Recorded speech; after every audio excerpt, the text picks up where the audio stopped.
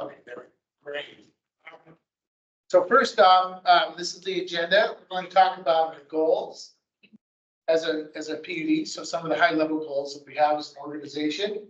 And then we'll talk briefly about our core customers and who our core customers are. So for the customers that are the focus of this presentation tonight, you are in the core customer group. And this is a designation by our commissioners, and we'll talk a bit about that. We'll talk about growth and how that's affecting Grant PUD. Growth also brings the power load increases that we need to have for serving that growth.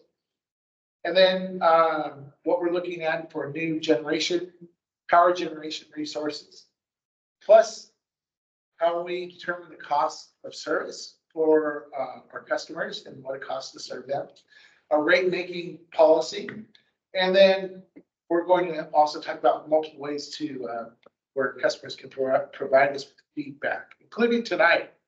We want to give folks in the room and then also joining us virtually opportunities to give us feedback. As I mentioned, this is the second in a series of meetings that we have. The first one was for our ag customers.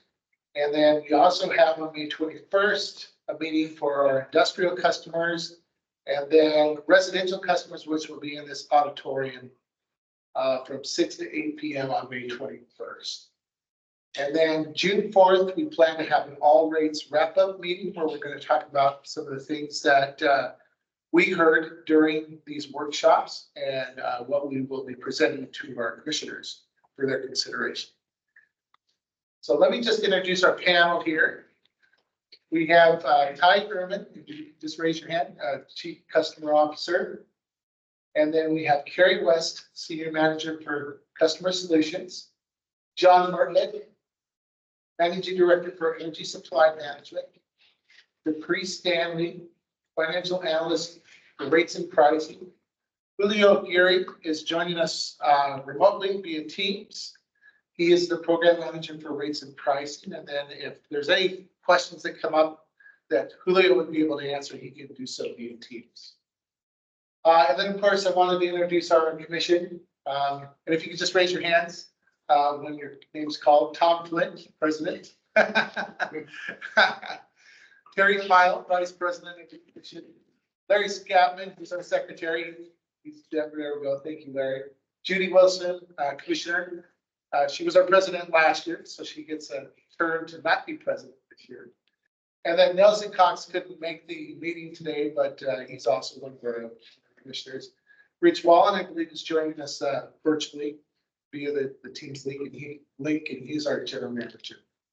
So with that, I just wanted point out that there will be an opportunity for Q&A after the presentations, but if there are any questions pertaining to the presentation itself, feel free to ask the questions, raise your hand, and then Annette is going to be monitoring the Teams link. And if a question comes in where we need to have clarification during the presentation, great. And then if you have some general information for us, you can give that after the presentation.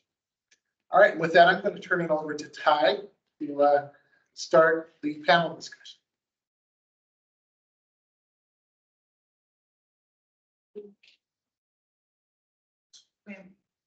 Goals for today. Oh, okay. I was ahead of myself. Yes, so one thing that we do want to talk about a little bit is just what are our goals as a utility? First off, how does Grant PUD want to go forward with our rates? That's the big question. We know that we're likely going to have rate increases in the future with rising costs, inflation pressures, things like that. But how should we allocate for those costs with our rates? And then how should we address those increasing costs as a utility? How do we leverage our rate strategy to benefit customers and communities? And then if we look long term, and let's say over a 20-year horizon, where do we want to be as a community? How do we want to grow? Grant PUD is as part of that, as a power provider for our county. How do we balance the needs of core customers and the needs of industry? And then how do we address rising costs from inflation and legislation? So those are things that are kind of on our mind. And that's what our commission has asked for us to reach out to our customers to get input from them so that they can help to answer these questions. Sorry about that, Ty. We missed that important part. Thanks for keeping me on my toes. Now I will turn it over to Ty. All right, thank you, Chad. So we'll talk first about some of our strategy that we established here at PUD. And we've worked over the course of the last year to really hone in on what we want to accomplish in the next 35 years as a utility. So from the work that we've done there, we've got a pretty focused direction on what it is we want to accomplish as a utility for our customers. And you're seeing right now on the screen kind of the high level overview of what it is we're trying to accomplish. And it all centers around our anchor statement, which is a focus on our core electric customers while still ensuring the success of all of our customers. And we'll get into some further discussion about core customers and how they factor into the way that we make decisions.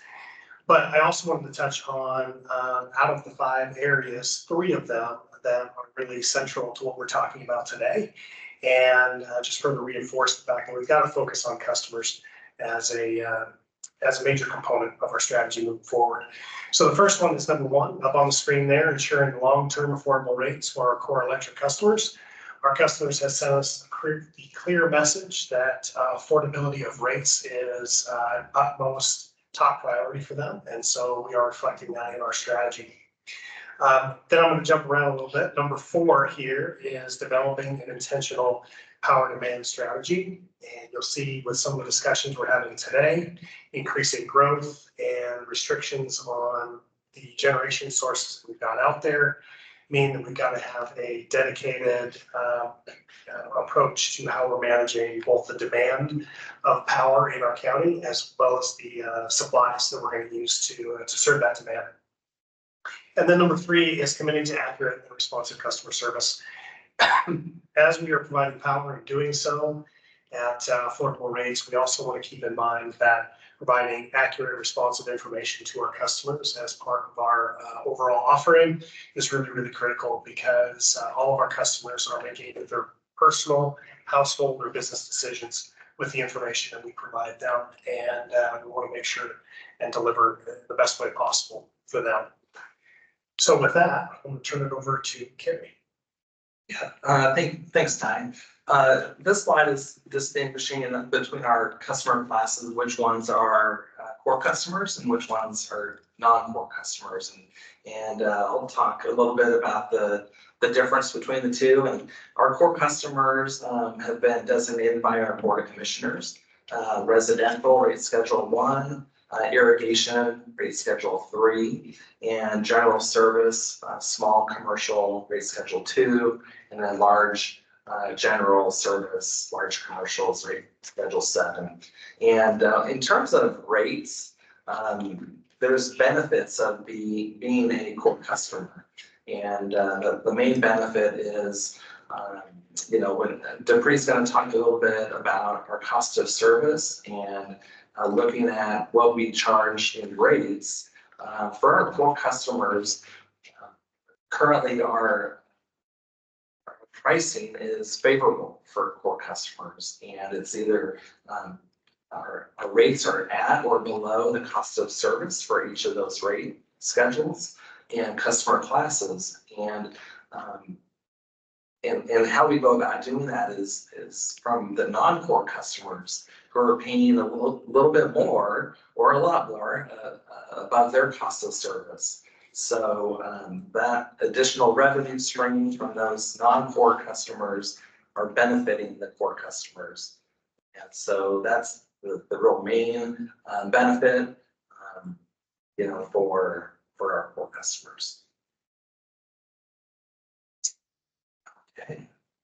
This next slide is just a snapshot of where we ended the year 2023 in terms of customer count. Actually, this is meter count between our different customer classes. So you'll see residential is at 41,776 meters.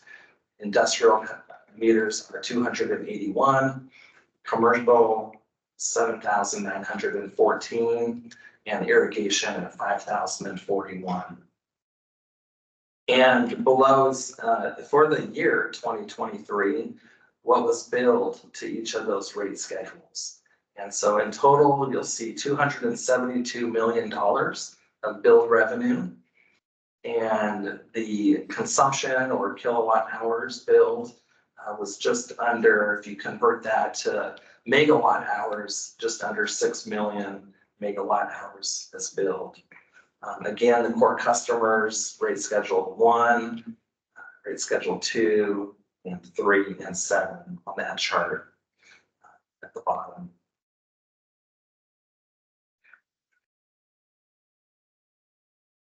So what you see here is a graph of our load growth over time. So see this line right in the center of the screen, that's the beginning of the forecast period. We look to your right, and before that, it's the actuals period. So a couple things to keep in mind when you look at this. That top bracket or that top color, that maroon color there, those are our industrial customers. So I think anyone can look at this graph and say, oh, it looks like your industrial customers are growing at a faster rate than the rest of your customers. And that is a true statement. So that growth really started to pick up post 2018. So up to 2018, from 2008 through that period, we had roughly 3.5% or so, 3.6% growth rate. But from 2019 through this year, through the end of 2023, that ticked up to 4.3%. And the majority of that is driven by industrial loads. You also see that ex post this year, that also continues to increase and has a pretty sharp incline there. So post that period from 2024 all the way through 2035, you've got, it ticks down a bit to about 3.6% again. But what you see in the industrial class is that it's taking up a larger and larger share of that load. So you ask yourself, what's driving this load? Some of it is the data centers, which get quite a bit of attention. So that growth has increased and is the majority of that load. But also keep in mind that Grant County is very, very attractive to any industrial growth. We have an interstate freeway that bisects us. So whatever you produce in Grant County can be put into the transportation system very quickly. And not only do we have a great price of power, but we also have great land prices here. So if you need to develop significant land, you need to bring on maybe up to 100 individuals into your workforce. This is a very attractive place to be. So there's lots of things that drive that. But keep in mind, it is that industrial growth which is driving our load growth. So what does that growth materialize into? It's right here in our current IRP, which is our integrated resource plan, which is a way that we go about doing our planning. This is the short position that our planning has to go out and meet. So we do not have currently enough resources in 2026 to meet the load growth. That number 217, those are megawatts. So we're 217 megawatts short in 2026. There's a little wrinkle there in 27 versus 28, but 28 forward, that continues to decline, and that is a function of that load growth.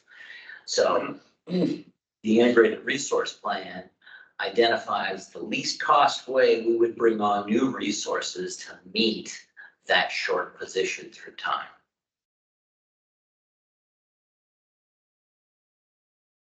And if numbers aren't your focus, this is another way to look at that. So this really is circumspect specifically to our situation here at Grant County PUD. That red line that is at an escalation, that is our load growth. The blue line is our Priest Rapids project. So that is where we have historically gotten the majority of our power by a vast margin. You see that line that bisects and goes up for 2024. So right now, we're right at the cusp of using all of those resources. In 2026, you see where the red load growth line is above that blue line. And we recognize that's that 217 megawatts that we're short. So numbers aren't your thing. This is something that you can keep in your back pocket. All right, so what are we thinking about in terms of meeting this load growth? I'm going to start on the right there and just talk about the resources that we've considered. So to meet that short position, we've gone out and done a lot of discovery work around small modular reactors. Historically, the price to deliver power from Priest Rapids project onto the rest of our system has been approximately $20 to $25 over the last few years. That nuclear small modular reactor will be between $80 and $100, and that's on a megawatt hour basis. So that's an all-in investment cost. So when we think about the next set of resources we want, recognize they're going to be significantly more expensive than what we've had access to. Hydrogen is an order of magnitude more expensive than nuclear, but it was intended to only run for short periods of time.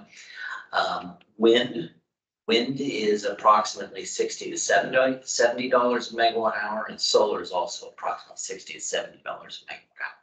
So when we look out at the world and we say, what can we go and get replacement power for this new load? It's all going to be more expensive than the Priest Rapids project. Also know that we're not just looking for the renewables, which will need to be a considerable part of the solution, but we're looking at those firm dispatchable resources that can help us balance our system and be on call on demand. Those are generally more expensive than the renewables, but we recognize we've got to have a weight between the two because we've got renewable portfolio standards in the state of Washington to meet, and it just happens to be that what the market is offering up right now is a lot of renewables. So currently we have a request for a proposal out, and I think all but 2 respondents were renewables. So recognize what the market is offering up to us right now isn't necessarily dispatchable resources. I want to touch just briefly on our rate increase history has been over the last 10 years. So you can see this chart includes rate increases by year over the last 10 years by rate class, by our individual customer types. And we don't have to get into as much of the individual rate classes here, but do want to just note here that we did have 4 years of no rate increases. Right there in the middle, you see the trough that's created.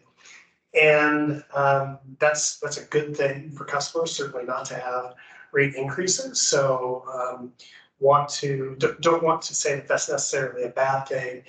But what we do want to be mindful of as we consider what our rate policy is going to be is what do we want to send to our customers in rate increases in terms of volatility. And we are concerned at times that we may have times when there's 0 rate increases and then a significant rate increase after that, and wanting to not subject our customers to that. So strong desire on our part to make sure that we get input from you all today on what you'd like to see in that area.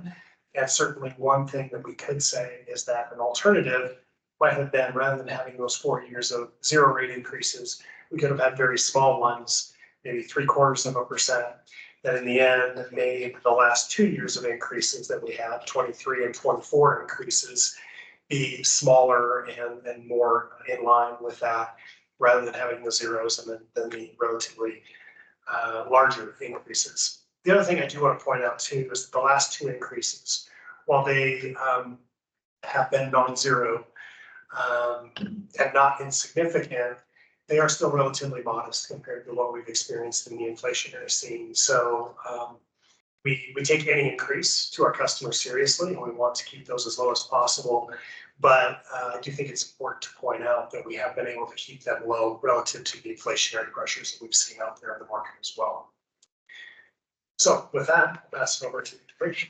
Okay, so I'm going to go over the cost of service study. So the cost of service study is a tool that's used by a public utility to ensure that the rates they charge their customers match the cost to provide service to those customers. So basically in our cost of service study, we do use methodologies that are approved by FERC and that are used industry-wide. Grant PUD's cost of service is based on actual costs and actual loads. So ours is a backwards looking model. We currently use 2021 data, but we are updating the cost of service study to use 2023 data and should have that done by the end of the summer. Grant PUD collects its cost over time. So we use an accrual cost recovery method for our large projects and for the costs that are incurred to fund those large projects. We take those costs, they're depreciated and allocated over time. And this allows us to make sure that the rates we use stay steady, easy to predict. So while the cost of service study gives us a picture of what our costs are to serve our customers, our rate making guiding policy principles are used to ensure that we set rates fair for everyone. They are sufficient. They should be designed to provide the utility a reasonable opportunity to recover its costs. They should be predictable and acceptable. So they should be simple and easy to understand and relatively stable over time. Our rates should be price efficient, so they should provide customers with accurate price signals and discourage wasteful usage. And all of these three combined ensure that our rates are fair and equitably distributed among our customers. That helps us to avoid any undue discrimination. So all of this combined is sent over to Commission. Commission makes our rate making policy. Resolution 8768, which is now known as 9039, was just recently what's the word? Redone. Reset. Reset. Okay. So it was approved back in 2015.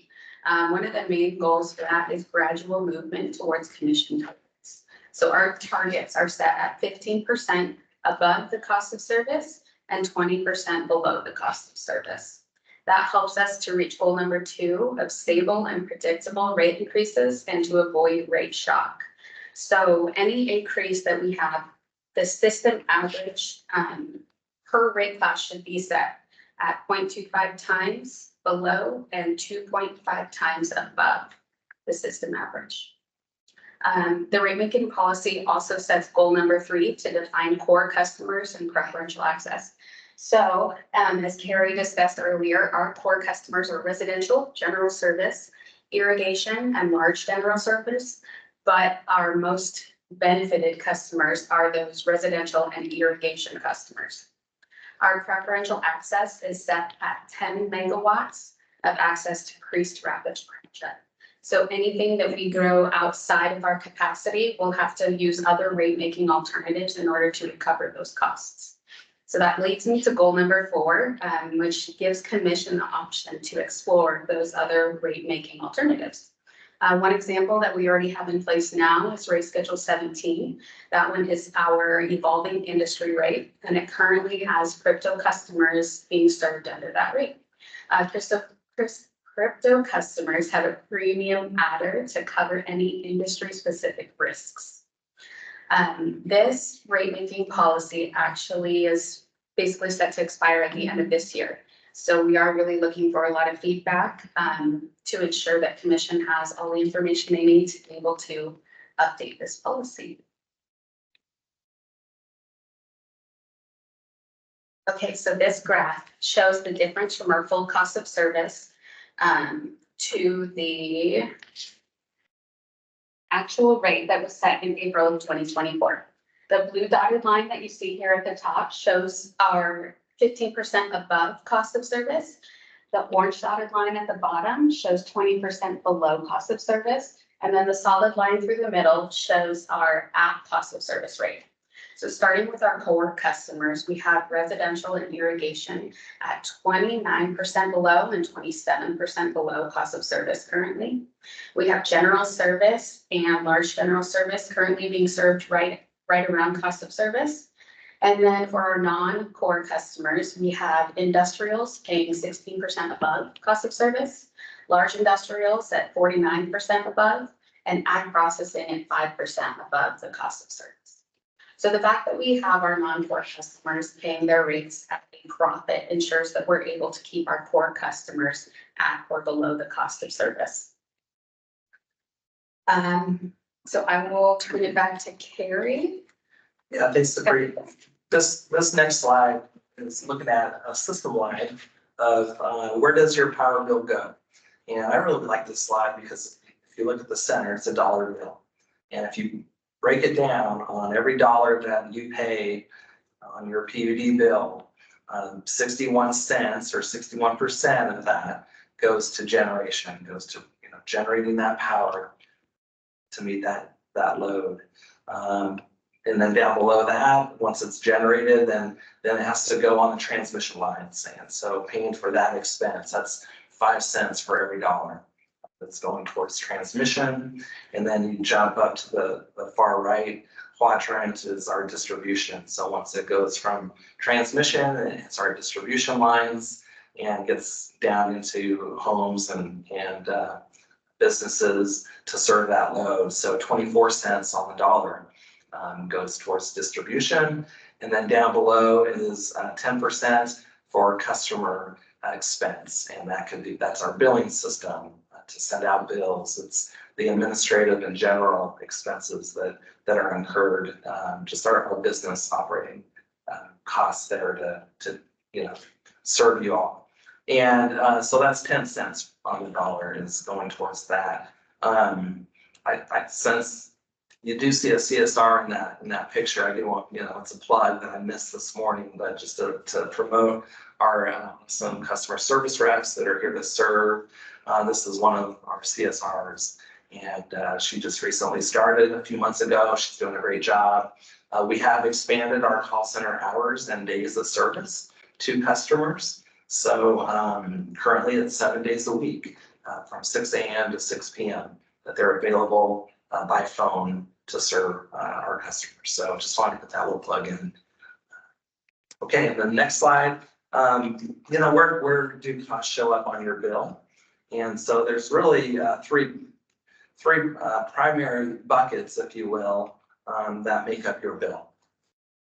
The first one is the basic charge. And this is a fixed charge, and it could be either a daily fixed charge or a monthly fixed charge. And so this is covering costs for our call center, our CSRs, business support, that overhead to cover that component. The next one is the demand charge, and this is per kW. And capacity and demand related costs such as transmission lines and operations and maintenance of those lines, including our distribution lines, and a portion of some generation expenses are captured through that demand charge.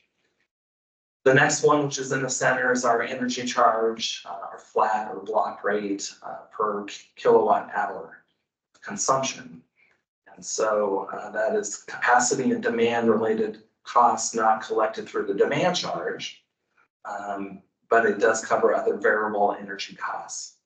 And so currently we have tiered rates for some of our rate schedules. For rate schedule 2 and rate schedule 7, there is just one tier for energy charge for rate schedule 2. And for rate schedule 7, there is a 2-tier component of that energy charge. So the fourth one doesn't apply to commercial customer class. The capacity charge is only applicable to our irrigation customers. And so we covered that one this morning at the irrigation workshop. So when you sum all of that up, that's your total on the bill that you receive on a monthly basis.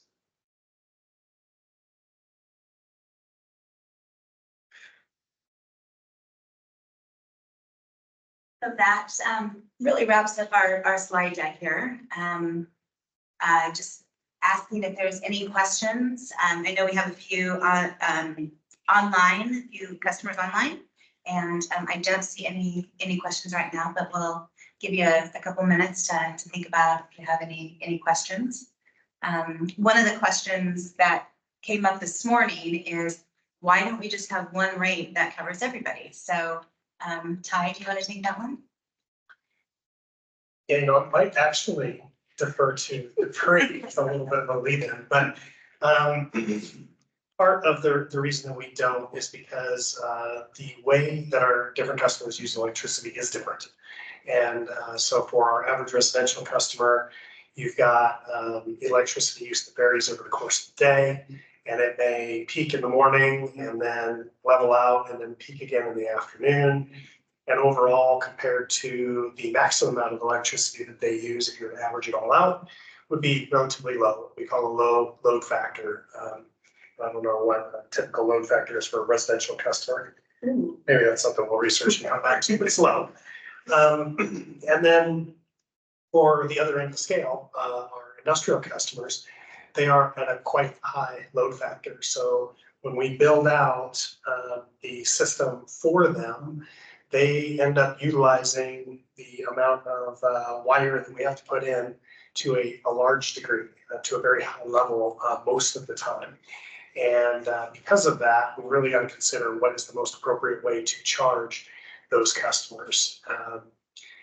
Ultimately, when we say this kind of in one term, our large industrial customers are very efficient users of the system because they tend to fill that pipe and use it to a maximum, fairly maximum degree all the time. And most of our other customers do not.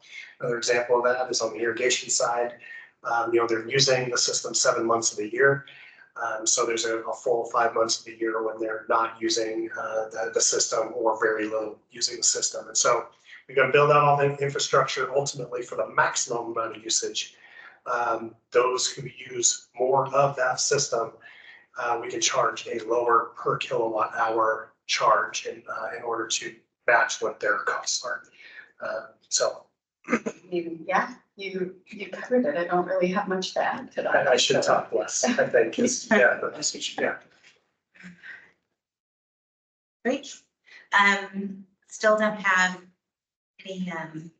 any chats. I think one of the final questions to ask tonight is probably, we have a lot of industrials, and what happens if an industrial gets up and leaves and stranded costs, thoughts around that scenario. You want to cover that, hey, John? I think you covered it well today, Ty. Okay, so, yeah, talking about talking too much. So, we get asked this question every so often. What if we raise rates to the point where industrials end up leaving the county? And first of all, let me just say upfront, I don't think anyone at the PUD wants their legacy to be running businesses out of the county. And I certainly feel that way. That being said, it's a fair question because right now we do have some of the most competitive rates around. And we know that as we add generation resources, they're going to cost us more. We are going to have to charge our industrial customers more. So, the question about what would happen is a real one. That being said, I'm going to pass it to John in a minute. He'll talk about sensitivity studies on the price side. But ultimately, if we did end up with our industrials leaving the county, we've got kind of a mixed bag of effects on the PUD. And I will say that effects on the PUD ultimately end up being effects on our customers because we are owned by our customers. But the mixed bag involves basically, we would have built out infrastructure, transmission lines, distribution lines, substations, that sort of thing, in order to serve those large industrial customers. And if they left, we would be stuck with those assets and need to continue to spend money in order to either maintain them or take them out. So that would be on the negative side. On the other side, we would end up with a little bit of a mixed bag on the generation side. The one, we wouldn't need to go out and source some of these more expensive costs, more expensive generation sources. And ultimately, the generation that they did not use, if they did leave, would end up getting used by us in whatever way ended up being most financially favorable. So we could sell it to other utilities, we could sell it on the open wholesale market. But there's increased volatility that comes with all of that and exposure to the market. And so it would be more financially advantageous to us, but it would be more volatile and less sure than our current rate structures. Pass to John maybe to touch on any holes I left. So this is something we considered, and we recognized one element of that equation that we didn't know the answer to, and that gets back to our slide with the cost of service and the for $1, we're charging $1.50 for the large industrial customers. What is their sensitivity to that price point, and when do they start thinking about maybe Grant County isn't the right place for me to do business? There's two parts of that question. One is knowing what that point is and understanding it, and that's something we don't necessarily know right now, which is one of the reasons we're standing up the Energy Supply Management Business Unit, is to answer those sorts of questions. But embedded in that is we also recognize that the growth is driven by the industrial loads, and we are a firm believer in the cause of cost, bear cost principle. And so as the growth continues to hit us, we want to be able to send a price signal that lets those customers, whether they're current customers or their potential customers, the right price signal that they can make the right choices about their business. So people often think about, well, it's just about raising costs, but it's also communicating that out to folks so that they can make good business decisions. If they make a business decision that says they're going to leave our system, then I think Ty outlined exactly one of the things you'll have to deal with, and that is you may have some assets that are stranded and that you'll have a difficult time dealing with. In terms of generation, it provides us an opportunity to go into the wholesale market and sell that power. One of the things to offset that risk that we currently do is those large industrials, as they come onto our system, we have them bear the costs associated with building specific assets for them, specifically around transmission and distribution assets. So we do our best in the system we have now to mitigate those risks. So. Yeah, great. The other thing I do want to point out is that industrial growth up to this point has been beneficial for keeping rates low for our core customers. And that's because back when we put dams in, it came with strings attached. We only got to use the power that we produced to the degree that it served our own load. Everything else we produced beyond that had to be sold to regional utilities at production cost. And so as our load has grown, we've gotten to reclaim more of that power. And because we charge our large industrials above their cost to serve, that additional large industrial growth has been sold to them at a profit and used to keep core customer rates low. So growth up to this point in the industrial side has been beneficial. We've got to keep a watch on it from this point on as we have to bring on more expensive generation resources and allocate it toward those customers that are causing the growth. Great. Well, I think that pretty much covers it.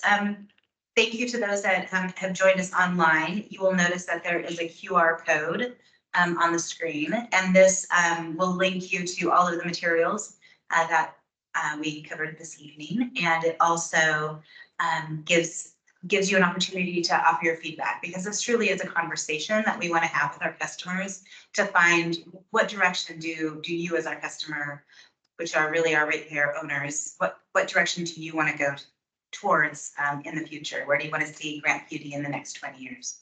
So appreciate that I feedback. have a question. Oh, we do? Oh, thanks. Great, I'm gonna read yours, is that okay? Go for it. As you deliberate on the potential price increase for industrial customers, how do you intend to balance the need for revenue with the principle of fairness across rate classes? While it may be tempting to alleviate financial strain by targeting one specific group, how can we ensure that any adjustment to rates reflects equitable distribution of costs among all stakeholders? Furthermore, what measures are being considered to mitigate any disproportionate impact on industrial customers who may already bear a significant burden of the cost? Gosh, there's like 3 or 4 questions in there. Ty, do you wanna take a stab at it? Yeah, let me continue reading here. So in terms of the first question, how do you intend to balance the need for revenue with the principle of fairness across rate classes?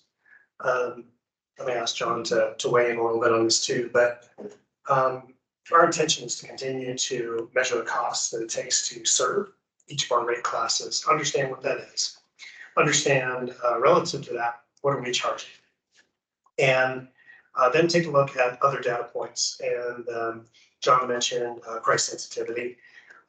If we take a look at kind of the electricity market as a different market, say one in which we're looking at all utility providers across the nation and where all the industrials can locate our pricing compared to those other utilities, that's another market look that we can pay attention to and compare how are we priced within that market, because it's another look at fairness when it relates to that customer class.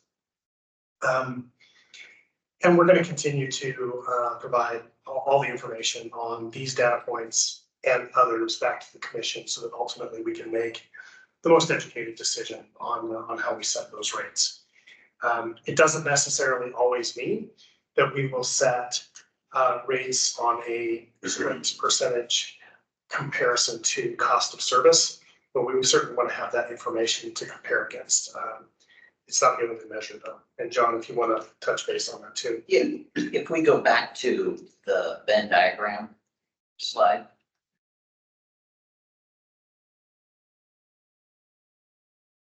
So the things to highlight here is this is our method for doing this.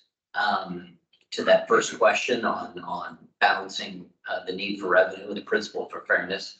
And this is how we do it. You know, this is a conceptual representation, but we make calculations as to our revenue requirement. And that identifies, do we need to ask for an increase that will sufficiently cover our costs and all of our other financial metrics? Are we doing it in a way that is predictable and acceptable to our customers? And then the other one is this price efficient, i.e. are we sending these signals to folks, letting them understand beforehand if this is coming and it is spread out in a way that makes sense to the cost causers? And you put all those 3 together and it should be as fair as we can make it, given those considerations. That's all I would add there, is that this is our method. The other thing I might add too is that we have been pretty deliberate about making sure that as we look at bringing on more expensive generation resources, and they will be significantly more expensive, as John touched on, that we're not going to put the cost of those additional generation resources onto the core customers. And we've been pretty clear on that all the way throughout. You know, that being said, we're not looking to put an unnecessary burden on the industrial customers that we have just because the growth is occurring in that area. But we have been clear that, to use the term that we have, the rate class that causes the cost will bear the cost. And the folks that have been here, or the rate classes that have been here for a long period of time, will continue to enjoy the cost of that lower cost Priest Rapids project power. Touch on. Okay, I think you touched on all the different points. Hopefully that answers your question, O. If you would like more information, please respond back. We also have a question here from Jimmy. You mentioned an intentional demand response program at the beginning. What effort has been made towards implementing a demand response program? And how much could that impact the cost of service if certain industrial loads like crypto that could be shedded in hours notice during high cost power periods? You want to take that one, John? Sure. Yeah, so I'm not sure we mentioned a demand response program, but this is a great question. So a demand response program that gets implemented and starts reshaping loads, that gets fed into the data set, and over time, it just feeds into our cost of service as it gets developed. So the longer they're in your data set, your loads, they begin to influence your cost of service. But it does take time. You've got to stand one up and you've got to let it have some cycles to be in the data set. But that's a great question. And the impact of the shedding the load. Yeah, and that's the intent of a demand response program, is to find these high hours, have some sort of signal that can be sent either to the customer. In some cases, the customer sees that price signal themselves, and there's an agreement or a program in place to do that. I think right now we have a crypto demand response in place that is in a pilot status. But the intent is to actively investigate more demand response, because that's something that when you look out over all of our options to alleviate that short position that we identified, that's one that we have a high degree of control over. We can make the step forward to do those things. We don't necessarily have to go to the market and see if somebody can deliver it to us. You know, to add a little bit more to that too, in terms of the effect on cost of service, if we, excuse me, if we were to implement some of those programs, what they end up doing is taking off some of the peaks, and that has a big effect for us because a lot of our assets end up being priced at the peak. We've got to build for the peak, and if we don't have to build for as high a peak, it reduces the costs ultimately that we need to charge to our customers. Now, that cost, depending upon whether we're talking about transmission or distribution or generation, gets allocated in the current cost of service, and ultimately could result in lower costs for all of our customers, but in varying degrees, depending upon how they use the system. Excuse me. The other part is that we offer financial incentives on the demand response program. The pilot that we're offering right now, the intention certainly would be to do it for other customers too. And so there's a immediate price, money back for those customers that are willing to enroll in those programs. Rich Flanagan, you have a comment? Just a plug, a plug for the integrated resource plan. We are modeling demand response, crypto demand response in our modeling, so you'll see a scenario of demand response. So we'll be able to see how it fits in with our other resource picks. Integrated resource. Show up for the public hearing, hear more about Is that this summer? These amendments in May. I think it's in the second half of May. Yeah. Second. Okay. And our crypto demand response pilot should be running this summer. We should have opportunities to use it this summer. Excellent. Okay, well, hopefully, Jimmy, that answered all of your questions. And unless, Ty, do you have any other closing words? Who do I contact? One more for Jimmy. One more, yeah. Jimmy, who do I contact to get involved in the pilot program? You can contact publicaffairs@gcpud.org, and we will connect you with the right person. So publicaffairs@gcpud.org. Take another minute or two, just in case there are Okay. more questions.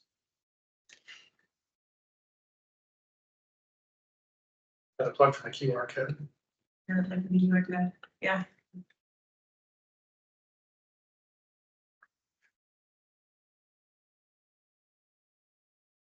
Excellent. Well, thanks again.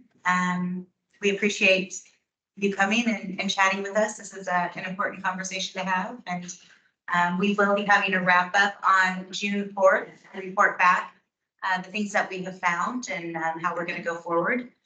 So we hope you join us then. Thank you all and good night. That's all. Thank you.